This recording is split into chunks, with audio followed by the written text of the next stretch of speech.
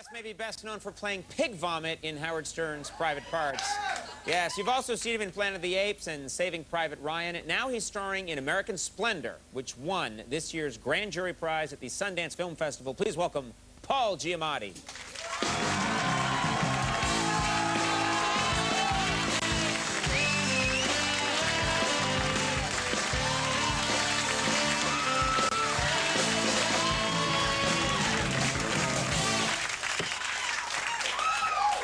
Does that ever get old? Like, and of course you know him as Pig Vomit. Like, yeah, I would think so. No matter what else you do, you know. Pig Vomit, yeah, on the tombstone. Pig Vomit. Tonight's Hamlet, also known as Pig Vomit. Yeah, exactly. Yeah. You know, I have to say though, you do have. You're one of those guys. You have kind of an everyman look. I would think there are probably a lot of people who recognize you, but maybe don't know what exactly you've been in because you've done so much. People are constantly sort of like, you know, how do I know you? That kind of thing, you know. Actually, most people actually think I'm Rob Schneider, is what most people think. Do they really? Yeah, they're like, the hot chick, the animal, right? And I'm like, no, I'm not a hot chick.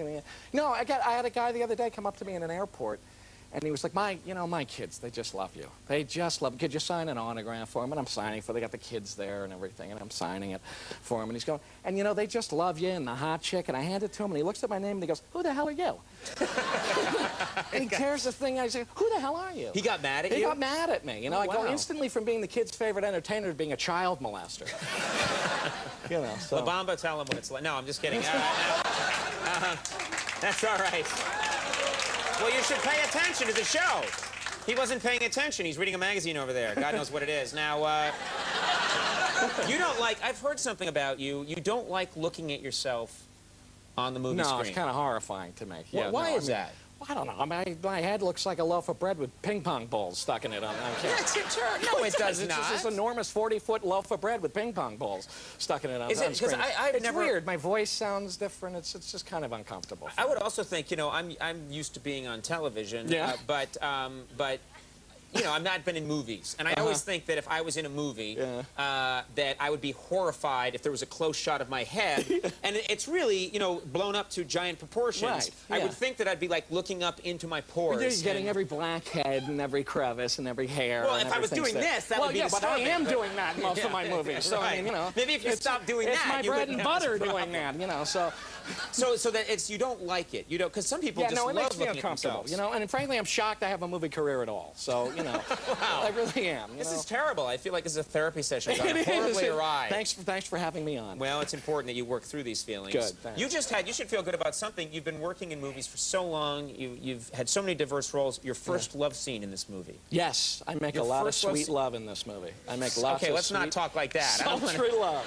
I don't want to hear about all your sweet loving. I just was trying to be nice and compliment you. It was nice. You know, I finally walking around the set in a bathrobe, sort of semi-nude underneath it. You know what I mean? And I slip it off. I bet that was a dramatic moment for you when they're like, it's time to disrobe, and you were like, check this out. It was really kind of like, you know, right. Yeah. And because that's how I would do it. I would say, check this out. Or else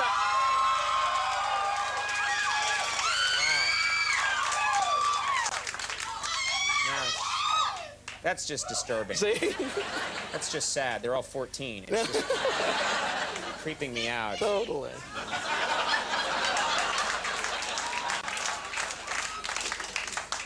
Apparently I was off by 2 years. Anyway, more about you. But I just think that would be a strange... First of all, what was the love scene like for you to do? It was, you know, very sweet and everything. And, you know, I'm half nude with Hope Davis in the bed, which is nice.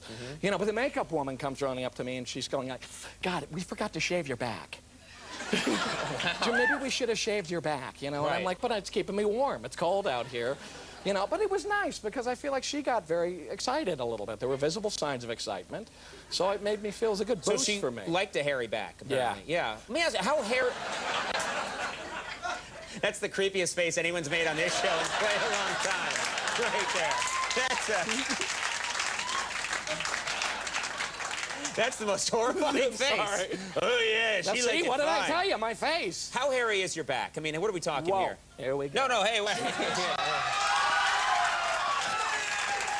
No, it's hairy. But is it like Robin Williams' hairy back? Like, yes, it's like wall to wall. Have you seen that? When I worked at Saturday Night Live, Robin Williams took his shirt off once. I couldn't believe it. He's one of those I wanted to get one of those weed whackers and attack it. It was like, ooh, Shazbot. He was walking around and he just had Just as Yeah, it's just weird. a thick mat. Of... Yeah. It's coming up out of the shirt and stuff like that, and the cuffs. It's Yeah, weird. right. The knuckles are. All right, there. that's going too okay, far. Sorry. Wait, not far enough, maybe.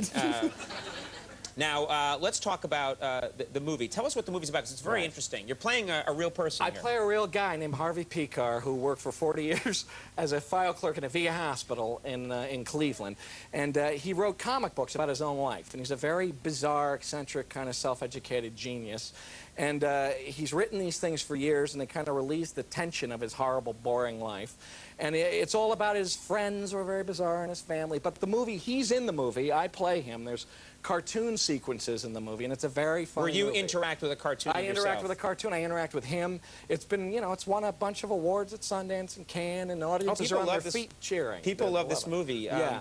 Explain this clip here. What do we Well, need to know? I think this is sort of a pivotal scene where he's in line behind a horrible old woman in a supermarket, and he figures out he's got to do something.